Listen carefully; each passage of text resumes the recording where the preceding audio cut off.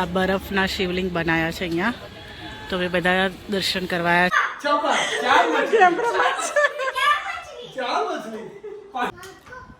તો હલ્લો દોસ્તો, હર હર મહાદેવ, જય શ્રી કૃષ્ણ, જય શ્રી રામ, જય અંબે. સ્વાગત છે તમારા બધાનું આપણા ગુજ્જુ ફેમિલીની અંદર.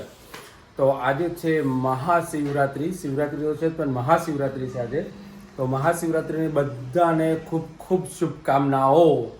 તો જોઈએ સવાર સવારની અંદર ઘણા લોકો શું કરી રહ્યા છે. બોલો મેડમ. હલો બધાને જય શ્રી કૃષ્ણ, હર હર મહાદેવ અને જય શ્રી રામ. અને આજે શિવરાત્રિની બધાને શુભકામનાઓ. સ્વાગત છે તમારા બધાનું અમારા ગુજ્જુ ફેમિલી અને ચિડિયાઘરમાં. હે હીરો, હર હર મહાદેવ. તાર જવાનું છે? ક્યાં જાય છે તું? શંભુ જોડે જાય છે? શું વાત છે? તો ખબર છે ખરી શંભુ જોડે જવાનું? હા, ઓકે. હર હર મહાદેવ. હર મહાદેવ, જય શ્રી કૃષ્ણ, શ્રી રામ, જય માતાજી. બધાને સ્વાગત છે અમારા ચિડિયાઘરમાં. ક્યાંય બાજુ જવાના અત્યારે? માધેમાં જઈએ છે. ચલો માધે બાપાને માધ્યમમાં જાવ છો? પેલા બરફનું શિવલિંગ બનાવ્યું છે. શિવલિંગ બનાવે છે, એ દર્શન કરવા જઈએ છે બધા. બરફનું શિવલિંગ બનાવે ત્યાં બધા જાય છે દર્શન કરવા. તો જતા હો ત્યારે. અને પછી આવીને આજે શું છે જમવામાં? આજ તો મસ્ત મજાનું જમવાનું હશે. સૂકી ભાજી, શીરો અને મોરૈયો અને કઢી બનાવીએ તો કઢી, પૂરી બનાવીએ તો પૂરી. શિવનો સક્કરિયો. શિવજીના શક્કરિયા, યસ. તો જેને જે ખાવું હોય આજે ખાવાની છૂટ છે. તો ચલો, હર હર મહાદેવ. હર હર મહાદેવ. બાય કાવું. હા, ઓકે. ગાડી રિપેર કરીને આવો. તમે જે કરજો. હા, તો ભાઈ આ બધા જઈ રહ્યા છે મંદિરે. આવજો ત્યારે. હા, જાઓ. બાય. જય અંબે. ગાઈઝ, અમે આવ્યા છીએ શિવલિંગના દર્શન કરવા. આ બરફના શિવલિંગ બનાવ્યા છે અહીંયા. તો હવે બધા દર્શન કરવા આવ્યા છીએ. જે કલો ચલો બે હાથ જોડી. બધા દર્શન કરી રહ્યા છીએ. તમને બધાને પણ દર્શન કરાવું. બધા દર્શન કરી લેજો.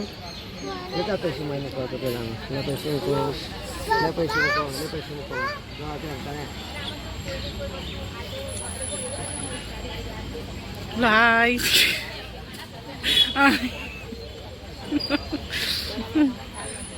ઓમ શાંતિ. ઓમ અહીંયા બરફના શિવલિંગ બનાવ્યા હતા એટલે અમે લોકો દર્શન કરવાયા હતા.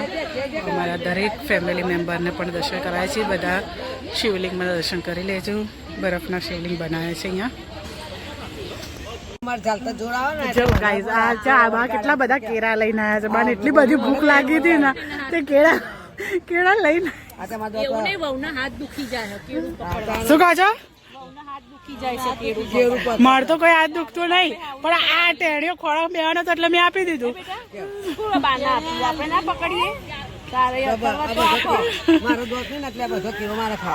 હા હા, તમારે જ ખાવું, ના ખાવું. હા હા, ના મળે કે. અરે તાર કેળું ખાવાનું? તાર કેળું ખાવાનું છે? બનાના ખાવાનું? બનાના? હા, બનાના ખાવું છે. બનાના નહીં ખાવાનું, બનાના.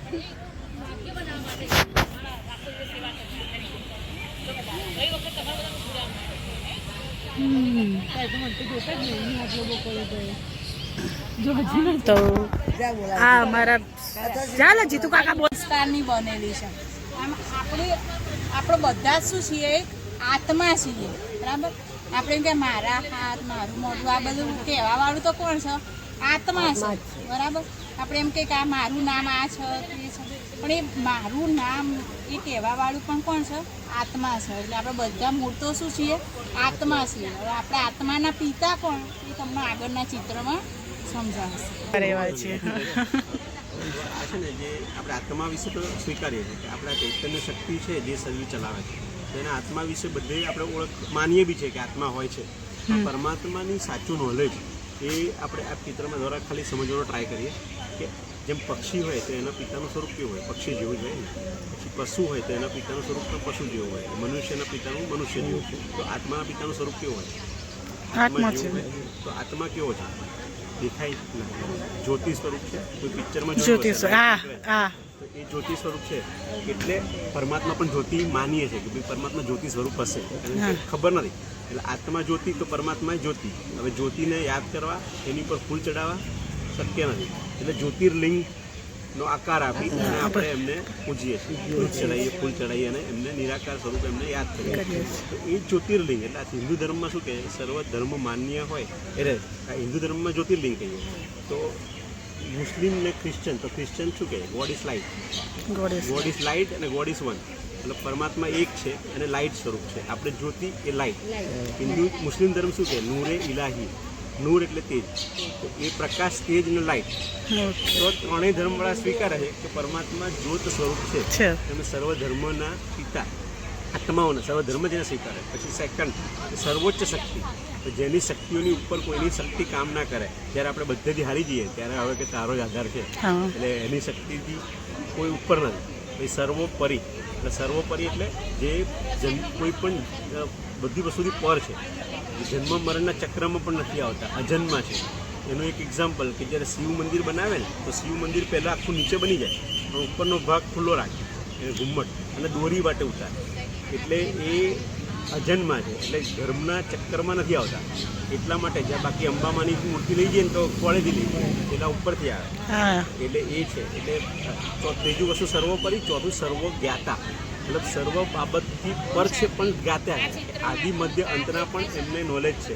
આપણને આપણા ભવિષ્યની ખબર નહીં હોતી, પણ પરમાત્મા તો એની બી હોય છે. એટલે એને સ્વીકૃત કરે છે કે એ ત્રણેય વસ્તુથી જાણકાર છે. અને છેલ્લે એવો છે કે ગુણોથી ભંડાર, જેમના ગુણોનો કોઈ પાર નથી. પ્રેમના સાગર, આનંદના સાગર, ગુણોના સાગર, શક્તિઓના સાગર. એ રીતે આપણે એમની જોડે શક્તિઓ માગીએ, ગુણો માગીએ, કારણ કે એ બધી વસ્તુના સાગર છે. તો પરમાત્મા એ આપણા આત્માઓના પિતા અને 5 બાબતો સિદ્ધ કરે છે કે પરમાત્મા એક નિરાકાર છે. અને એ આપણે અહીંયા આત્માના પિતાને જ્યારે આપણે સંબંધ જોડીએ, આત્મા અને પરમાત્મા એક સ્વરૂપ સમજી, એને આપણે રાજયોગ કહેવામાં આવે. એટલે એ રાજયોગ શિબિર છે. એનું આ ટૂંકમાં અમે સમજાવીએ છીએ, પણ અહીંયા 8 વાગે સવારે અને સાંજે 8 વાગે રાજયોગનું રજિસ્ટ્રેશન કરીને વિનામૂલ્યે આપણે રાજયોગ કોર્સ દ્વારા પૂરા 7 દિવસનો 1 કલાકનો કોર્સ હોય, જેમાં આપણે આ રાજયોગ એટલે જીવન કેવું આદર્શ બનાવે એના માટેનો આવ્યા છે. સતયુગ, ત્રેતાયુગ, દ્વાપરયુગ અને કલયુગ. સતયુગને સોનાનો યુગ, જો પીળો બતાવ્યો છે ને, સતયુગને સોનાનો યુગ કહેવાય છે, કારણ કે આપણી આત્મા એકદમ સત્વપ્રધાન હોય છે. અહીંયા આપણે 16 કલા સંપૂર્ણ હોય, દેવતા ઘરાના ન હોઈએ છીએ, સંપૂર્ણ નિર્વિકારી હોય, એટલા માટે જેને સોનાનો યુગ કહેવાય. ત્યારબાદ આવે છે ત્રેતાયુગ. ત્રેતાયુગને ચાંદીનો યુગ કહેવાય, કારણ કે જે આત્મા અહીંયા 16 કલા સંપૂર્ણ હતી એના 2 કલા ઓછી થાય, 14 કલા થઈ જાય, એટલા માટે એને ચાંદીનો યુગ કહેવામાં આવે છે. અને જે આત્મા સત્વપ્રધાન હતી એમાં 2 કલા ઓછી થાય, એટલે આત્મા કેવી બની જાય, સત્વગુણ બની, એટલે સીડી નીચે ઉતર્યા. ત્યારબાદ અહીંયા દ્વાપર યુગ આવે છે. હવે દ્વાપર યુગમાં જે આત્મા સત્વપ્રધાન હતી એ આત્મા રજો પ્રધાન બને છે, અને આને તાંબાનો યુગ કહેવાય છે. અને સોનાનો યુગ કહેવાય, અને ચાંદીનો યુગ કહેવાય, અને તાંબાનો, દ્વાપર યુગને તાંબાનો યુગ કહેવાય, કારણ કે આપણી આત્મા કેવી છે, રજો પ્રધાન બની જાય છે. કેમ? અને 5 વિકારોની પ્રવેશતા થાય છે, કામ, ક્રોધ, લોભ, મોહ, અહંકાર. એટલે રજો પ્રધાન આત્મા થાય છે, 5 વિકારોની શરૂઆત થાય, દેવતાઓમાં દેહનું ભાન આવે, એટલા માટે મૂર્તિ પૂજાની પણ શરૂઆત અહીંયા થાય છે. ત્યારબાદ આવે છે કાળો કલયુગ. હવે કાળા કલયુગમાં જે આત્મા સત્વપ્રધાન તમને અહીંયા જોવા મળી છે એ જ આત્મા તમે જુઓ, તમો પ્રધાન કાળી, અને એને લોખંડનો કાળો યુગ બતાવ્યો છે. કેવો યુગ? કલયુગ, એટલે કાળો યુગ, લોખંડનો, કલેશવાળો. જે આત્મા તમો પ્રધાન હતી ને એટલા માટે જ એને એટલા માટે જ ઘરે ઘરે તમને લડાઈ ઝઘડા, કારણ કે આપણી આત્મા કેવી છે, તમો પ્રધાન. એટલે ત્યારે તમે જુઓ ઘરે ઘરે લડાઈ ઝઘડા તમને જોવા મળે છે. કેમ? કારણ કે આત્મા તમો પ્રધાન છે. એટલા માટે જ છે ને સાધુ સંતો, જો સંત મહાત્મા શાંતિ માટે હવનો કરાવે છે કે શું કરીએ ને શાંતિ આવે, પણ શાંતિ આવતી નથી. માટે પરમપિતા પરમાત્મા પરમધામથી આ સૃષ્ટિ ઉપર આવે છે, અને આપણે સંગમ યુગની સ્થાપના કરે છે, રાજયોગ શીખવાડે છે, કારણ કે આપણી આત્મા તમો પ્રધાનમાંથી ફરીથી સત્વ પ્રધાન બને. જીવન કમરસૂત્ર સમાન કેવી રીતે બનાવવું? જ્યારે આપણે જોઈશું કે આ એક પરિવાર છે જ્યાં એક ભાઈ વ્યસનથી ખોવાઈ ગયેલા છે, બીજી બાજુ ભાઈ બહેન ઝઘડા કરી રહ્યા છે, અને ત્રીજી બાજુ બાળક પણ મમ્મી સાથે મારામારી કરે છે. આ બધું જ બ્રહ્માકુમારીભાઈ જોઈ રહ્યા છે. બીજા ચિત્રમાં જોયું છે કે પત્ની અને પત્ની બંને તેમના બાબાના ઘરે જ્ઞાન મેળવવા માટે આવી રહ્યા છે. જે બ્રહ્માકુમારી બહેન આ લોકોને જ્ઞાન આપી રહ્યા છે. ચોથા ચિત્રમાં જોઈશું કે ભાઈ પણ ઓફિસમાં જે વર્ક કરે છે એ પણ બાબાની યાદમાં કરે છે અને મમ્મી પણ ભોજન બનાવે છે એ બી બાબાના યાદમાં બનાવે છે. જ્યારે બાબાનું જ્ઞાન હતું, જ્ઞાન મળી ગયું એટલે બધા સુખ શાંતિથી જીવન જીવી રહ્યા છે. જ્યારે જ્ઞાન ન હતું એટલે ઝઘડા અને કલે કહેવાનો ભાવ છે પણ ઘરને પણ મંદિર બનાવવા માટે આત્મવિજ્ઞાનની જરૂર છે. નારી એવી કારણી કરે તો લક્ષ્મી કરે અને બી ડૉક્ટર બનવું હોય તો ભણાવનારા ડૉક્ટર હોય, વકીલ બનવું હોય તો ભણાવનારા વકીલ હોય. તો દરેક અહીંયા સ્વયં ભગવાન દ્વારા નહીં કે શિવરાત્રિ તો એ સ્વયં ભગવાન દ્વારા કાર્ય ચાલી રહ્યું છે અને ભગવાનના સૃષ્ટિ પરિવર્તનનું કાર્ય કરવાનું છે.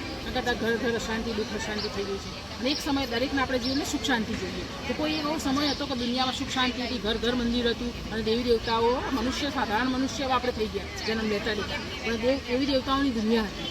કે દરેક જો લક્ષ્મીનારાયણ, રાધે કૃષ્ણ, રામ સીતા બધા ઘર પરિવારવાળા જ બતાવ્યા છે. કોઈ ભગવાનને યાદ કરવા હોય તો ઘર પરિવાર આપણી જવાબદારી છોડીને જંગલમાં સંન્યાસી કે જંગલમાં ના જતું હોય. જે આપણી જવાબદારી છે એને નિભાવવાની છે, સારી રીતે નિભાવવાની છે. અને દરેક દેવી દેવતાઓનું આસન કમળ બતાવ્યું છે. તો કમળમાં નહીં કહેતા કાદવમાં ઉગે છે પણ એકે છાંટો કાદવનો કમળ ઉપર નથી હોતો. એ સંસારે કાદવ કીચડ એમાંથી છૂટીને ક્યાંય જતું નહીં રહેવાનું પણ એમાં રહેવા છતાંય આપણી જે જવાબદારી ન્યારા અને પ્યારા રહી નિભાવવાની છે. અહીંયા ભગવાન સૃષ્ટિ પરિવર્તનના કાર્ય માટે આવ્યા છે. તો આ કાર્ય અહીંયા અમે 2 મિનિટ સમજાવીએ છીએ. અમારી રાજ્ય શિબિરમાં આપણે મેડિટેશન કહીએ તો ભગવાનને કેવી રીતે યાદ કરવા મેડિટેશન નહીં તો આ જરૂર છે. જેટલી બધી ચિંતા ટેન્શન નાના છોકરાઓને તો મનને શાંત કરવા માટેનું મેડિટેશન. તો અહીંયા અમે 3 દિવસની રાજ્યોગ શિબિર રાખીએ છીએ. પેલા ભાઈ સમયનો હતો. તો ગાઈઝ મમ્મી ગયા હતા કાવ્યાને ટ્યુશન મૂકવા માટે અને ટ્યુશનના મેડમ જે હતા ને એમને આપી છે ભાંગ. તો ભાઈ જો કોઈએ અમે આજે ભાંગનો મેર પડે નતો એટલે આજે ભાંગ આવી ગઈ છે મોકલાય. હા તો પીવી છે ને તું તારા? હા તો સાસુ બહુ ભાંગ પીશે કે મને કહું હું તો વધારે લાવી હતી કે તે પોચ ઘરે આપી કે તો પેલા અમને ના આપી શકે. આ ઢોરા છે. હા હા હા અમૃત અમૃત શંભુ શંભુ શંભુ એમને જાતે બનાવી છે. એમને થોડી મંદિર ને થોડી જાતે બનાવી. અચ્છા એવું છે બધી મિક્સ કરી એટલે હાથમાં પીવડાવો. કે સામે વાળા દોડે તો હતા એ હા હાલે શરબત પીજા આટલો આ સબબ પી જાતો એટલે ગુંટો પી લે ગુંટો પીઓ પાવડા લે પીજા તો શિવને ઘેર જવા મને ના મેર પડો. પીધી પેલો આવ્યો પેલો આવ્યો જો લે કેટલા શક્કરિયા બાફ્યા એ રે બધા બાપે એરિયા ખાઓ બધા. અરે વાહ કેવું લાગે? મસ્તીન છે. પીવી છે બીજી? બીજી નહીં પીવી ને તો લા ભાઈ આપણે હા ચલો આપણે ટેસ્ટ કરી લઈએ. આજ તો ભાંગની લે ભાઈ ચલો તેને ભાંગ પી લઈએ આપણે. બાલી મને સક્રિય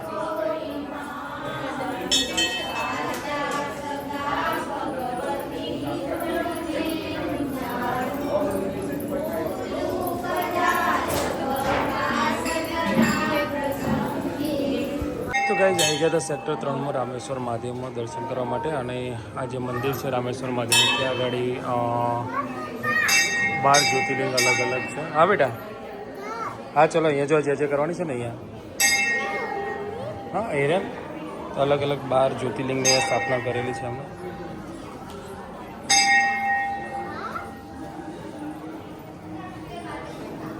હા બેટા ઉપર ધીમે ધીમે.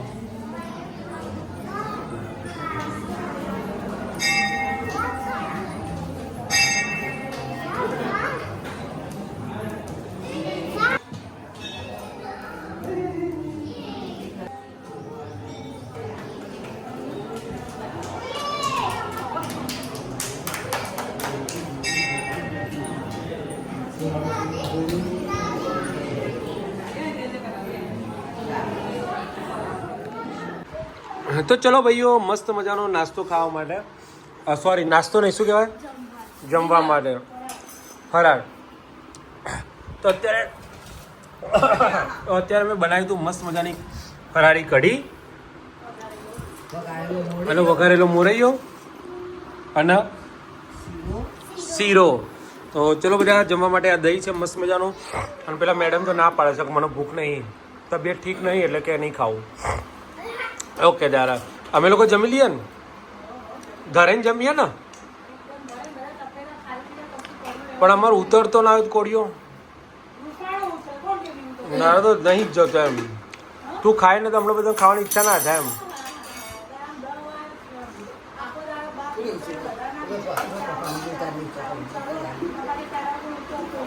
હા રે તારું ખાઈ લો તું કે છે ખાઈ લો વિડીયો બંધ થશે ને તો કે એક મજબૂત एक मछली पानी में गई छपाक દો મછલી दो मछली पानी में गई पानी में गई છપા छपा तीन मछली તી મછલી पानी में गई पानी में गई पानी में गई छपा छपाक चार मछली क्या मछली चार मछली पानी में गई पानी में गई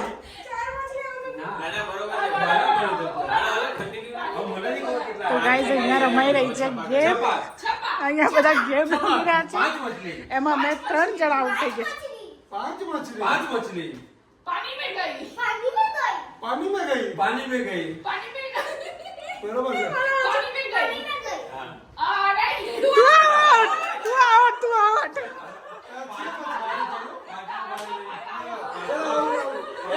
एक मछली पानी में અમે આઉટ થઈ ગયા છે બધા રમવા दो मछली પાણી મેં ગઈ पानी में गई छपाक જોઈએ કોણ જીતે છે तीन मछली તી મછલી पानी में गई बाहर नहीं गई पानी में गई પાણી મેં ગઈ छपाक चार मछली ચાર મછલી ना હોય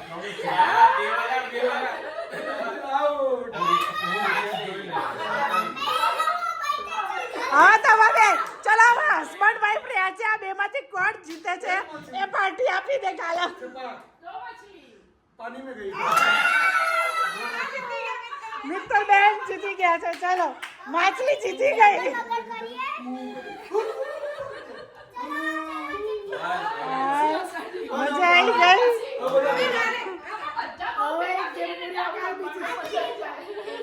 ગઈ